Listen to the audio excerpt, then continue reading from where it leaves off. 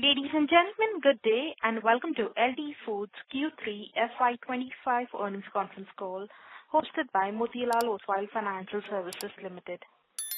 As a reminder, all participant lines will be in the listen-only mode, and there will be no opportunity for you to ask questions after the presentation concludes. Should you need assistance during the conference call, please signal an operator by pressing star then 0 on your touchtone phone. Please note that this conference is being recorded. I now hand the conference over to Mr. Meet Jain from Motilal Oswal Financial Services Limited. Thank you, and over to you, sir. Thank you. Good evening, everyone, and a warm welcome to LT Foods 3Q FY25 post-results earnings call hosted by Motilal Oswal Financial Services Limited. On the call today, we have management team being represented by Mr. Ashwini Kumar Arora, MD and CEO, Mr. Sachin Gupta, CFO, and Ms. Monica Chawla Jagia, Chief Corporate Development Officer. We'll begin the call with key thoughts from the management team. Thereafter, we will open the floor for Q&A session. I would now like to request the management to share their perspective on the performance of the company. Thank you, and over to you, ma'am. Good evening, everyone, and thank you for joining us on our Q3 and 9 months financial year 25 earnings conference call. Before we start with the key highlights of the quarter and the 9 months ended 31st December 2024, I would like to highlight that certain statements made or discussed on the conference call today are forward-looking, and a disclaimer to this effect has been included in the results presentation shared with you earlier. Result documents are available on the company's website and have also been uploaded on the stock exchange. A transcript of this call will also be made available on the investor section of the company's website. I would like to begin by taking you through the key highlights of Q3 financial year 25. Our consolidated revenue for Q3 is up by 17% to rupees 2,288 crores versus rupees 1,950 crores last year on account of increased sales from all our segments. Gross profit grew by 22% and gross profit margin is 125 bps higher from 32.6% to 33.9%, attributable to favorable input prices. EBITDA for Q3 was up by 7% year-on-year basis at rupees 263 crores and EBITDA margins stood at 11.5%. PBT is up by 3% from rupees 211 crores last year to INR 217 crores in Q3. PAT for the quarter decreased by 4.7% to 145 crores compared to 153 crores in the previous year. EPS decreased by 5% to 4.13 versus 4.35 in the Q3. Cash profit for the quarter was higher by 1% to rupees 196 crores. Now coming to 9 months performance, our consolidated revenue for the 9 months increased by 14% to 6,510 crores versus 5,730 crores in the 9 months financial year 24. This is on account of the increased sales from the basmati and other specialty rice segment as well as an increase in the organic segment. Gross profit stood at rupees 2,202 crores and the gross profit margin expanded by 145 bps from 32.4% to 33.8%. EBITDA increased by 7% to 777 crores compared to 726 crores last year. EBITDA margin was 80 bps lower at 11.9%. The profit after tax is higher by 1% to rupees 451 crores versus 447 crores last year. The earnings per share was flat year-on-year, that is to rupees 12.81. Cash profit increased by 5% to 584 crores versus 550 crores last year. Moving on to the key ratios of our balance sheet, the return on the capital employed stood at 19.5% in 9 months financial year 25 compared to 20.3% in 9 months financial year 24. Return on equity stood at 16.9% for 9 months financial year 25 compared to 18.7% in the 9 months financial year 24. The debt to equity ratio maintained at 0.3 and the debt to EBITDA ratio at 1.2 in the 9 months financial year 25 compared to 1.3 in 9 months financial year 24. Current ratio remains steady year on year at 1.9 and our net working capital days stands at 227 days versus 225 days in 9 months financial year 24. I'll now hand over to Mr. Ashwini for his comments and we can open the floor for the question answer. Thank you. Yeah. Good evening, everyone. So we can, open the floor for questions.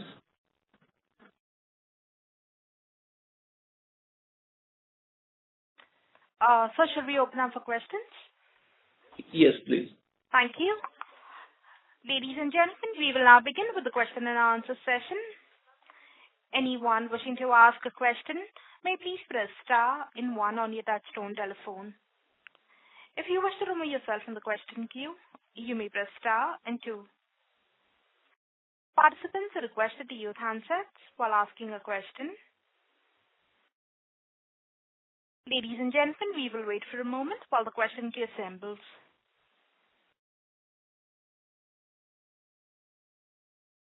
The first question is from the line of Joylyn from Amiral Gestion. Please go ahead. Hello, am I audible? Yes, sir. Please go ahead. Yes. Okay, hi. I have a few questions. First one, could you quantify the impact of higher freight on this quarter? Because I think when I just glancing through the SG&A, it seems to be 50 basis point higher Q on Q. And I understand that, we are still facing elevated freight prices that we have yet to pass on to our customers. So maybe just on that one first, please. So as regarding the freight cost, the logistic cost as a percentage to revenue in this quarter itself, if we compare on the year-on-year basis, this has increased by 2.3%. And if we compare it with the immediate preceding quarter, it is increased by 0.5%. And the current logistic cost for this quarter is 7.1%. Okay, so any views on that? Is it coming down in the quarter four? Are we going to pass it on to our customers altogether on the freight research charges? So next year, we are expecting the freight rate to come down. So we are in conversation with the freight companies, the ocean freight companies. And we are positive that next year, in the next quarter, will not have a positive impact on this. So the freight cost will remain same. But next year, we are seeing it softer.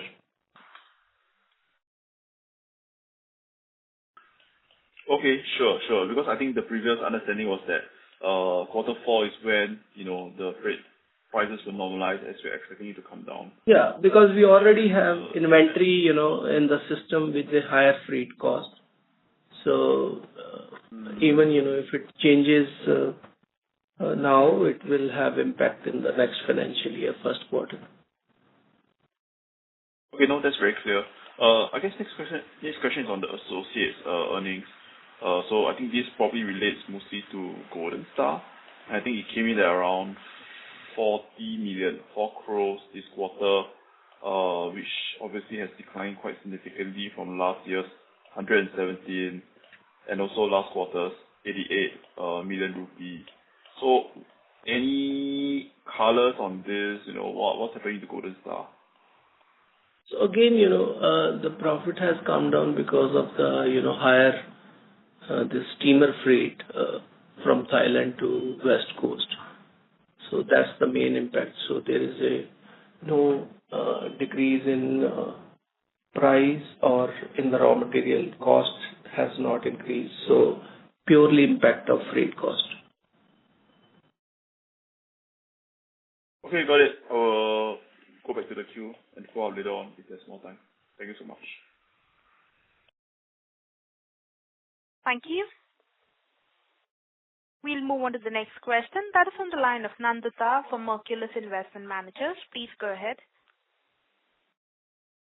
Hi, Senior Arora sir. Thank you so much for the opportunity. So actually, I had a couple of questions. The first one is that it says on the website that of the exchange that Jagannath Agro Private Limited, in that which is a wholly owned subsidiary, you have taken up 4% stake. So can you please clarify how is this done? and why is a 4% stake taken in a wholly owned subsidiary?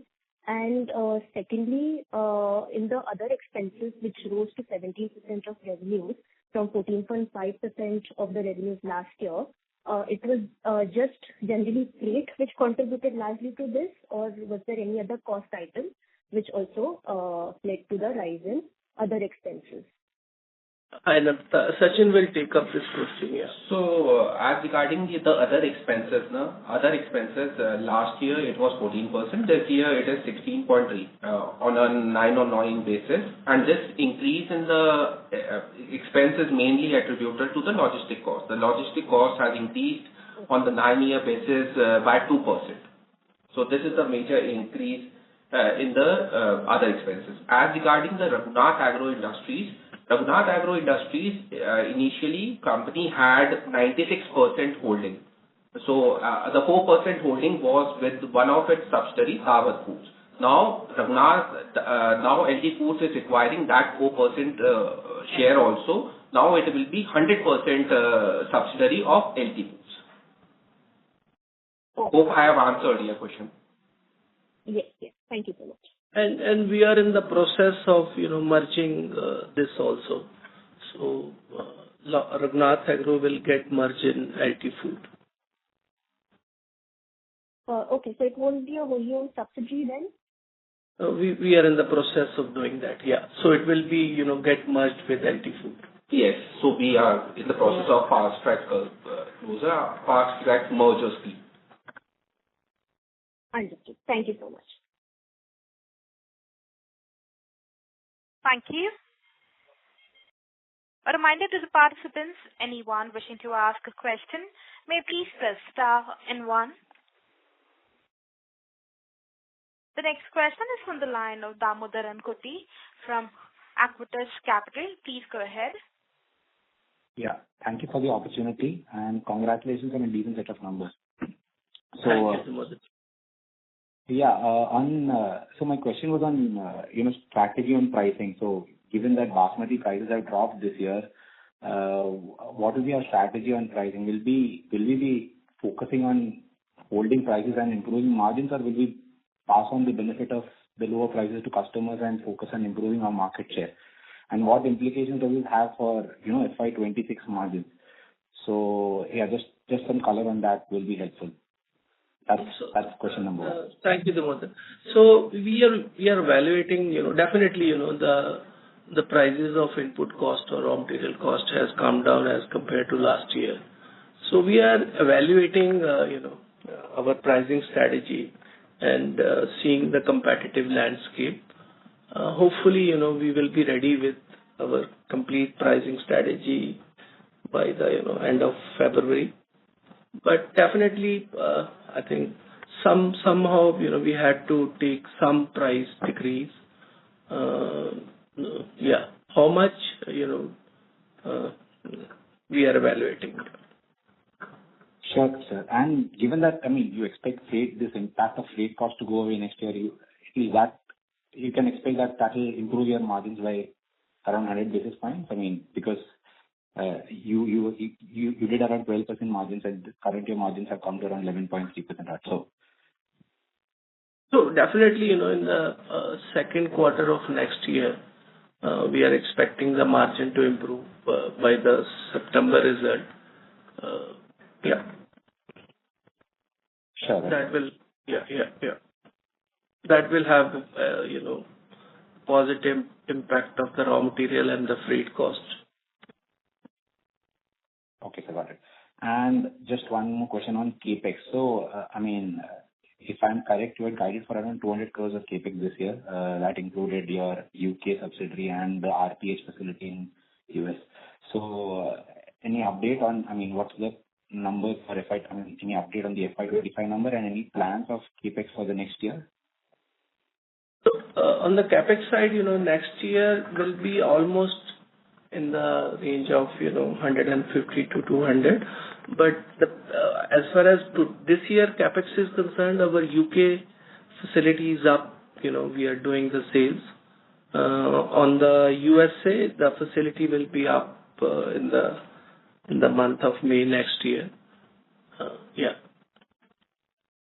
Okay. So the CapEx for that has already been, that's already being incurred, or will that also come in FY26?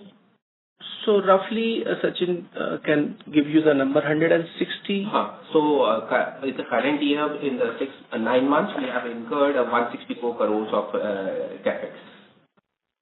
Okay. And till now we have incurred, and as Ashwini told, the remaining will be done and the next year. US capex is little bit, in the process, so will be spent Sure, sir. during this quarter. Okay. Thanks. That's it from my side. Thank you. The next question is from the line of Hitesh Goel from British Advisors. Please go ahead. Thanks for taking my questions, sir. A couple of questions. First is can you give us the revenue growth in third quarter for India and in exports across US, Europe, and Middle East? Just for the third quarter, because you generally give 9 months. If you can give it for this quarter, please. So we will get back to you, but on 9 months, I think we have done in the presentation, India is 8% growth and US is 17% growth. 17% growth. Yeah. All right. So we will get back to on this number, So if you the India and international total one, the value growth is India is 12% and in international it is 11% on the quarter-on-quarter basis. And in international, how much is US is growing faster than Middle East? Because Middle East growth seems to be quite low. No, Middle East has grown by 37% on 9-month basis. Although the base is small, but that's the fastest growing territory for us. Okay. And sir, my second question is on RM purchase, right? So basically, we are seeing that benefit of the lower prices of input cost. Have we started because your gross margins are improving? That is because of procurement cost, or we'll see that benefit only next year, full benefit of that? And secondly, on freight cost, sir, most of the companies are already saying that freight cost is started to come down in third quarter itself, and they're expecting a benefit on fourth quarter. So why are we saying that the benefit will only start coming in second quarter of FY26? So, as far as, Europe and America, these are the two sectors which has got impacted. So America, we have not seen, coming down even, in this quarter. Europe has come down, but there is always inventory in transit,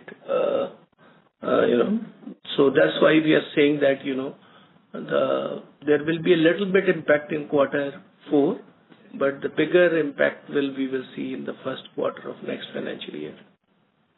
So going by current trends, how much do you think, this freight rate as a percent of sales will come down? If you can give some guidance on that. Will we revert back to that 2% increase that we have seen? We'll see that full benefit coming through. Only half of that will get realized in FY26. How should we see it? I will say half will come here. And procurement cost benefits, some you didn't answer that. Procurement cost benefits will come through next year only, or will start coming in fourth quarter itself? We sell, the aged product.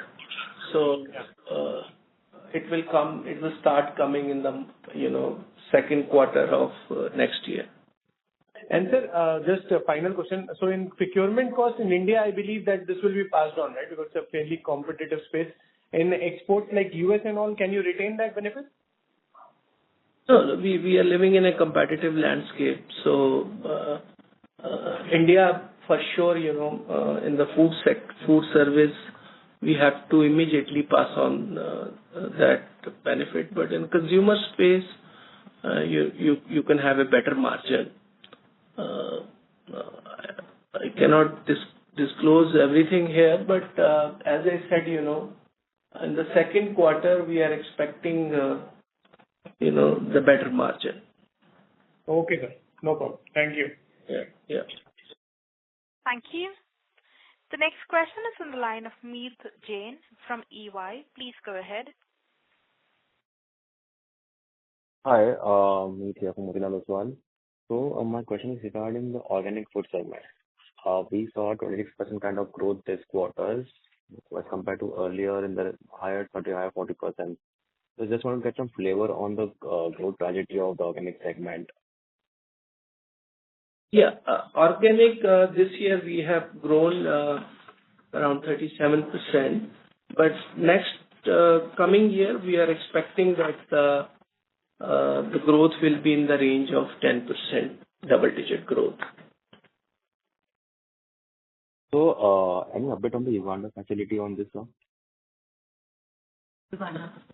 Yeah, Uganda is a small part of our business. So basically, the soya business, so we do both from India as well as from Uganda. That is doing good. Okay. And lastly, on the domestic growth rate, so just want to get some flavor on the domestic demand environment and the pricing environment for basmati rice. And apart from that, in terms of international, as you highlighted, the Middle East has been growing at a very strong pace on a low base, and international also is growing overall by 11%. So can you throw some light on the domestic business, like how the growth has been and what challenges are we facing in this business right now? So domestic business, you're asking about, the specialty rice, basmati, no? Yes, the specialty rice and the basmati rice. Yes. So on the 9 months, we have grown by 8%, but now, in India especially, the demand looks, slow, but international, we are doing the double-digit growth in specialty rice. Thank you, sir. I'll get back in next week. Thank you. The next question is from the line of Sakshi Chabra from Swan Investments. Please go ahead. Yeah, hello, sir. So my question was regarding UK and Saudi Arabia. So what sort of revenue would you be expecting in FY26 from these two facilities? Will be 26. next year. Next year you are asking, no? Yes, sir. Next year. 145 million precisely, from both the unit. So basically 145 from the European and the UK unit, what we are expecting in the FY25-26. Sorry, 145? Million euros. Okay. That is from the UK as well as UK and the European facility. Okay. And from Saudi Arabia? Saudi, we will be doing roughly, so we have, for the next 5 years, we have made a plan of doing Saudi Riyal, 435 million. So, we are, what do you call setting the whole thing in Saudi Arabia. So next year we are 20,000 ton. We have a plan to do that. Okay, all right. And the capex that is being done in Saudi Arabia. So what exactly is that going towards? So we have not done any capex till now. So the plan is in the future, in the next 5 years, to do the capex, which will be, in the kind of convenience and convenience platform, basically. Okay, all right. Thank you. Yeah, and some packaging facility. Okay. Thank you. The next question is from the line of Shloka Kapadia from Carnelian Capital. Please go ahead. Hi, thank you for the opportunity. I wanted to ask, why has the other income come down QOQ? The other income basically has come down because of the exchange that has been booked in the income from operation. That is basically on accounting issue. In the accounting treatment, it has been reclassified. Otherwise, other things have remained intact. Okay. And can you also give me the geographical mix for the revenue for this quarter?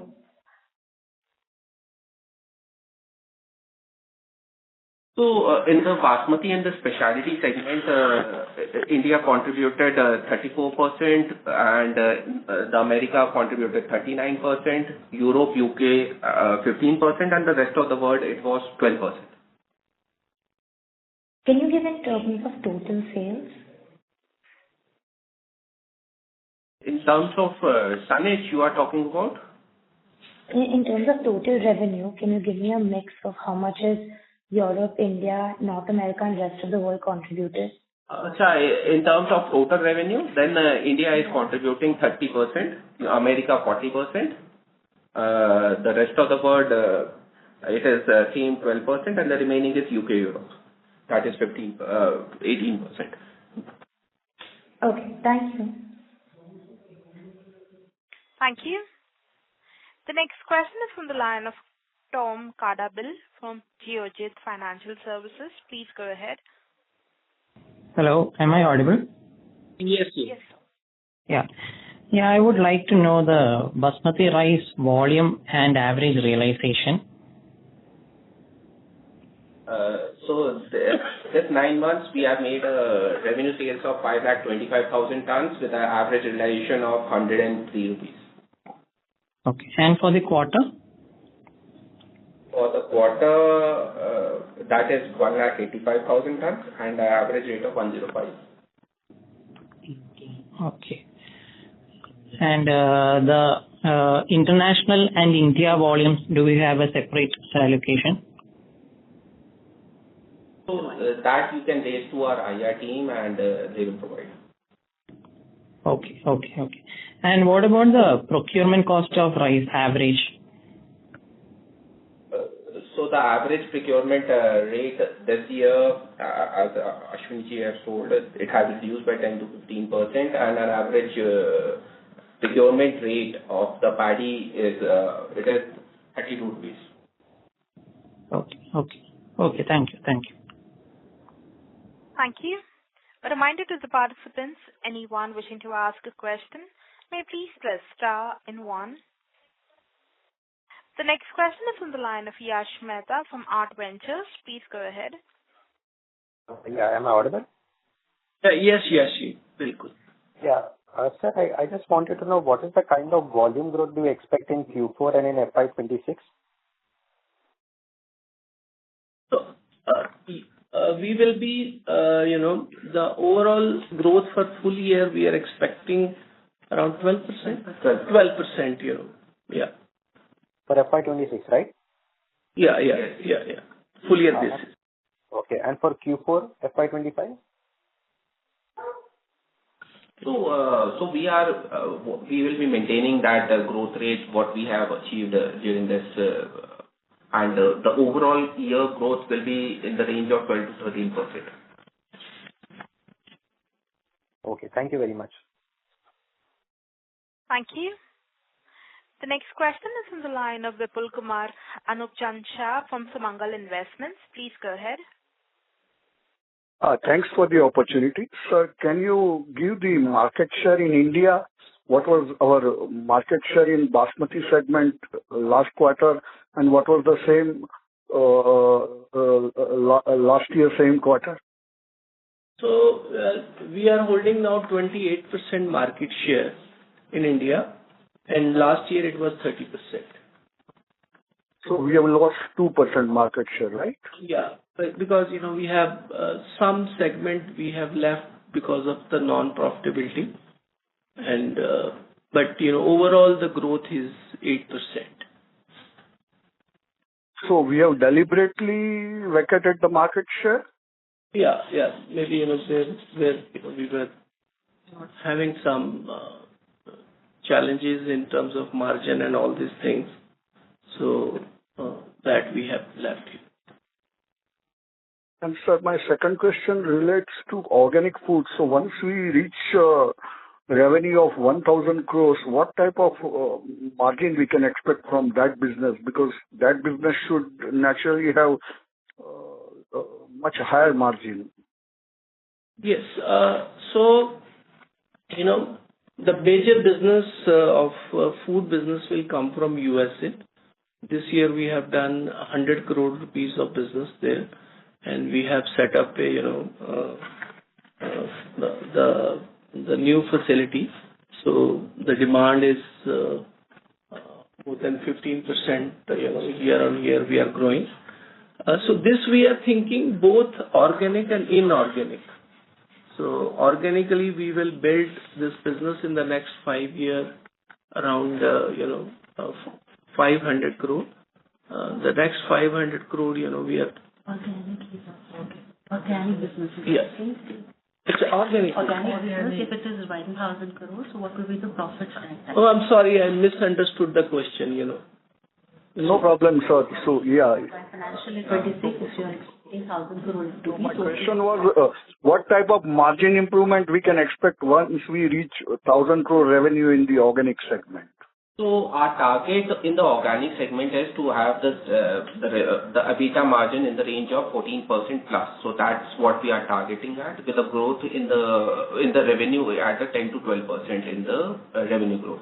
So that's our target, and currently we have increased our margin, so it is 11% plus this year. And can you give the revenue and tonnage for geography-wise for this quarter and for 9 months, please? So that you can ask the question to our IR team, and they will revert back. So previously, this was always a part of our presentation, but somehow it has been discontinued. So I would suggest that if it is not competitively harmful, then you should make it part of your presentation. That is my suggestion. Thank you. We will consult, internally, and yeah. Yeah. So whom should I contact for this? You can reach out to us, Monica. You can send an email to either to IR or to myself, like monica.jaggi@lcgroup.in. And so last question, have you received any insurance claim or still no? I think the Supreme Court has given it, the final verdict. So by 10th of March, we are expecting the money should come. Okay, sir. Okay, sir. Thank you and all the best. Thank you, sir. Thank you so much. Thank you. The next question is on the line of Anshul Jain from M Tiger Consultant Private Limited. Please go ahead. Thank you for taking my question. I actually have 3 questions. One is on the margin front. Can you give some broad sense on the EBITDA margins for the domestic business of basmati rice and the export business? So our India business, the total EBITDA of my basmati specialty is 12.3%. So internationally, we are at a higher margin by 2%. Got it. And my second question is actually interlinked that what would be the realization of the domestic and the export market? So my domestic realization is at 64 rupees and my international is 144. Got it. And lastly, can you give some ballpark sense on the tonnage in terms of, very broad sense in terms of the distribution between how domestic tonnage is and the export tonnage is? So half. So we do around 600,000 ton. So half we sell in India and half we export. Yeah. Okay, and the 600,000 ton would be all basmati that you're referring to, right? Yeah. And this is from India, but we import from Pakistan also, and we import from jasmine from Thai also. So I'm only telling you what we do from India. Got it. Okay. And lastly, could you explain why there was some market share that you mentioned previously in one of your questions, some market share sense that you gave on decline or intentional decline? That's it. There is a price point which, price to consumer is 50 rupees. So that is very, very competitive. So we, as a strategy, we thought that, on that price point, we will make money and not the market share. But as far as our premium segment is concerned, we have improved our market share and we are growing also. Understood. Okay. Thank you. That's all I have. Thank you. Thank you. The next question is from the line of Joylin from Amiral Gestion. Please go ahead. Okay. Hi. Thank you so much for the follow-up opportunity. So I think last quarter there was a comment on working capital where we are actually stocking our inventory on anticipation of higher demand, especially in the US and India. So maybe on that, has it panned out according to our expectations? So that's the first part of the question. And the second part is, are we expecting a working capital to normalize in the coming quarters? Because as I'm looking at the presentation, it says that the working capital days is at 227. So, is it going to go down or up maybe in the next 1 or 2 quarters as this demand opportunity kind of play out? Thank you. Excuse me, let me understand the question from my colleague.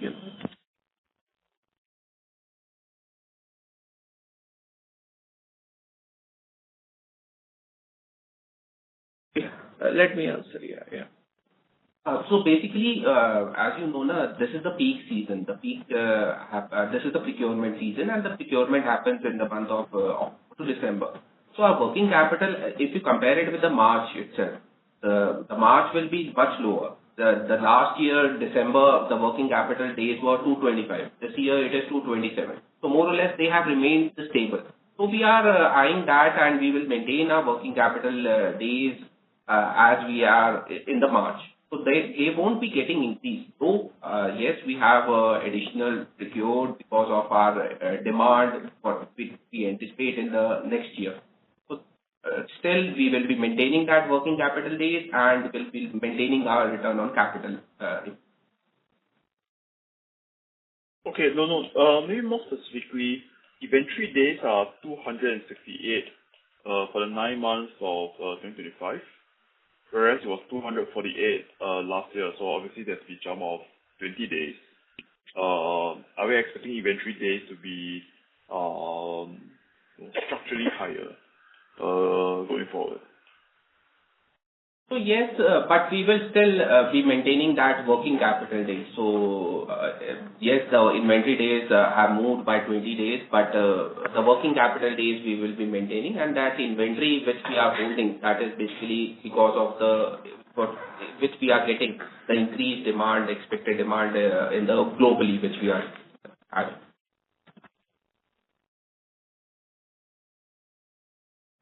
Okay, thank you so much.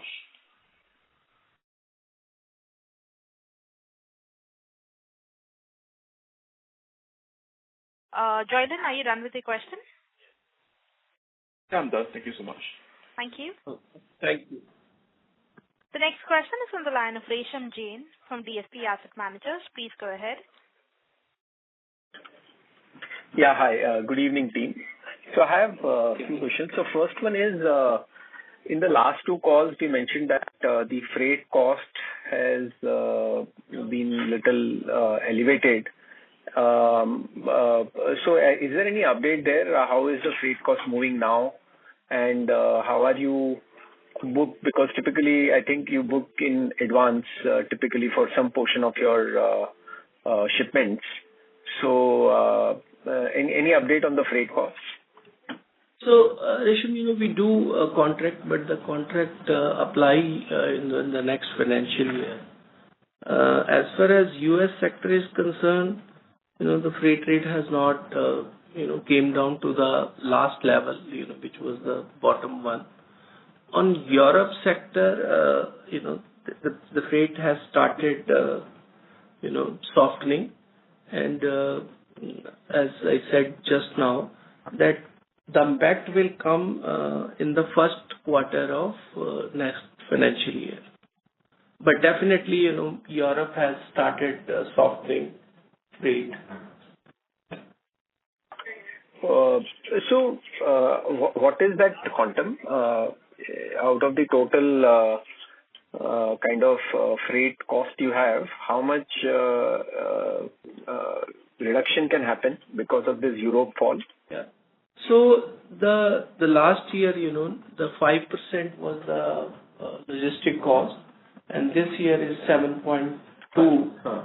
We are expecting it to come down to 6%. Okay. So the second question is on rupee depreciation. We have seen a very kind of steep movement in the currency in the last 2-3 months. I don't know whether you've already commented in your initial remarks, but and we have a very large export business. So how are you seeing this export movement impacting us in any ways, positively, negatively? So, always, rupee depreciation is good for export, and therefore, nothing negative impact for us. So we are only covered to our, policy, and we are positive on that, Okay. Understood. So next year overall, with freight costs coming down and currency also positive kind of movement, the margin which you did in FY24 close to 12.1%, which has softened in this year, you expect this margin should normalize in 26? Yes, for sure. That's what we are expecting, that financial year 26 will be better, so it will start reflecting in the quarter 2 of the next financial year. Understood. Yeah. So last one is with respect to the profit from associate. Can you confirm if most of the profit from associate is coming from Golden Star? Yes, you're right, Rishabh. Yeah. Because, sir, what I've seen is that the profit from associate has been gradually coming down from last 5-6 quarters. It was close to 11 odd crores last year. We touched almost 50 crores, which was just 4 crore in this quarter. So is there any one-off there or any other kind of pressure in that business? So, actually, that business is growing 20%, the Golden Star business. And the only impact, was the steamer freight. And the highest impact, has happened from Thai to, the West Coast. So, but, the business is doing extremely very well, growing more than 20%, the what do you call it? The GP and, all things is intact. So it's only the freight has impacted. And similar to the freight. You have asked the question. The Golden Star, when we bought that business, was third largest brand of jasmine. Now this year it has become the number 1 selling jasmine rice brand in America. Yeah, congratulations on that. Sir, just to complete this margin part in Golden Star, the freight cost, similar to what you mentioned from Q1 onwards, one should see a reduction in freight cost. Is this true for Golden Star also, or there the freight movement is going to behave differently than the India business? Rishabh, the impact, we are in the process of, doing our freight contract. Hopefully, that will be, I will say, also be at the same level as India. Okay, so basically we should see an improvement in Golden Star next year. That's what we expect. Yeah. Okay, sir. Thank you so much and all the best. Thank you. Thank you, Rishabh. you. The next question is from the line of Prushti Patel from Avantis Capital. Please go ahead. Hello, sir. Good evening. Thank you for this opportunity. So my question was, so as per your press release earlier, we can see that certain joint ventures and subsidiaries have dented our PAT. So can you shed some light on which ones have affected the same and why? So on the press release, one of the press release was relating to acquisition. So you're saying we have opened the subsidiaries. That's the question, right? We have opened up the subsidiaries. That's you're asking? No, I mean to ask, so which subsidiaries and joint ventures that are already existing which have dented our PAT this quarter? That is the Golden Star. The Golden Star JV. That has dented our PAT numbers. So Golden Star in the US. Okay, may I ask why? The freight. Sorry? Freight part, the ocean freight has increased. Okay. I had another question. So regarding the ready-to-eat and ready-to-cook segment, what according to you is going to drive our margin expansion, given that we want to pivot into higher margin products rather than volume-led growth? And since we also expect our revenue mix to be 10% from this segment by FY29?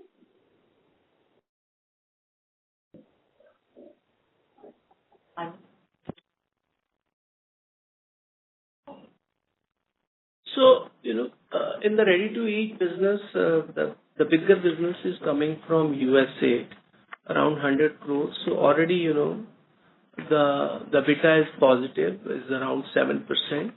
It's the India which is, not profitable at the moment, but we are optimistic that, with the scale, it will come on the break even in the next 3-4 years. But as far as US is concerned, it's a positive. It's a 26% growing, and we are setting up the new facility also. Okay, sir. So by when do we expect it to be profitable in India?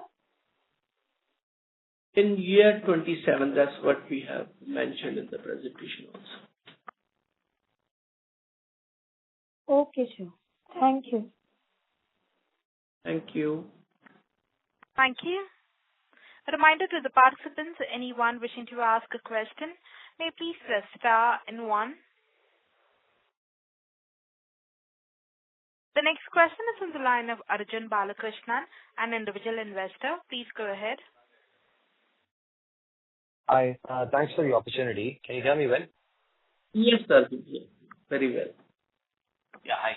Yeah, I've been following your company quite a long time. I mean, I've been invested for the last 5 years. One question I have is that the margins have never expanded. So 5 years back in 2019, we're still doing an EBITDA of about 11%.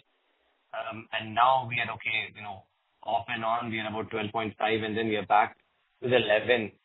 Can we ever get to 14? I mean, we've been promising 14% before years. I don't see the roadmap, and I'm quite worried about that. There's significant volume growth, agreed. Our revenues have doubled in the last 5 years. But you would expect any business to have operating leverage to kick in. But our business seems to be honestly struggling to have operating leverage kicking in. Any thoughts on that?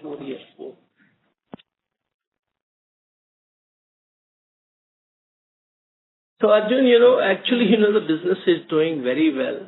I wanted to give you the exact number. So, in a 4-year time, if you have seen,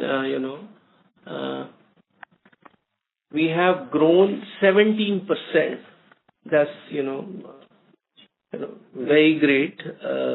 And, the profit has grown by 32%. But, in the last 4-5 years, because our business comes 60-65% from international market, And, there's a lot of destruction was coming, in COVID time, in the Red Sea. But the focus was to make sure that, we have a great service level and, we should capture the growth most. And that's what, we have opted the strategy and we are very successful in that. That's why, we have grown 17%. Our profit has gone by 32%. In terms of percentage, we are positive that, hopefully, there is nothing disruption comes. We will be there in terms of the margin expectation on the EBITDA side also. We have improved on the ROCE. 14%. So, as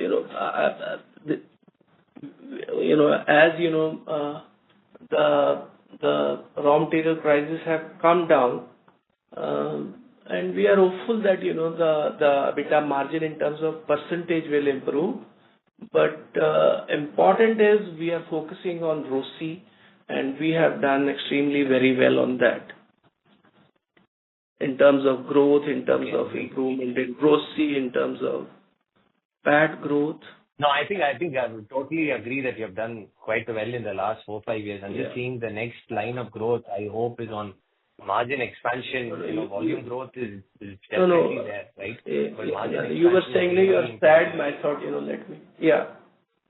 No. I've from a stock market perspective, we have gained a lot here. I mean, 5 years has been great returns. But I'm just from a investing point of view, I'm just looking at the numbers. No, we are positive. We are very positive that, in terms of percentage also, the EBITDA margin should improve. And the focus is on the ROCE. As, given advisory that, we are targeting to improve to, above than 20%. We are already there. But the internal target is to take it to, the range of 25. Yeah. And last year also. Questions. Thanks for that. Fine. Yeah, sorry, go on. So last year, if you compare our different segments, the Basmati and the specialty segment delivered a EBITDA margin of 13.5%.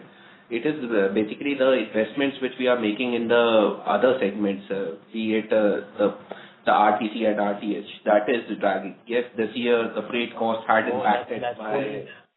Yes, that's pulling me. Otherwise, we are on the target of achieving that EBITDA margin what we have given the guidance.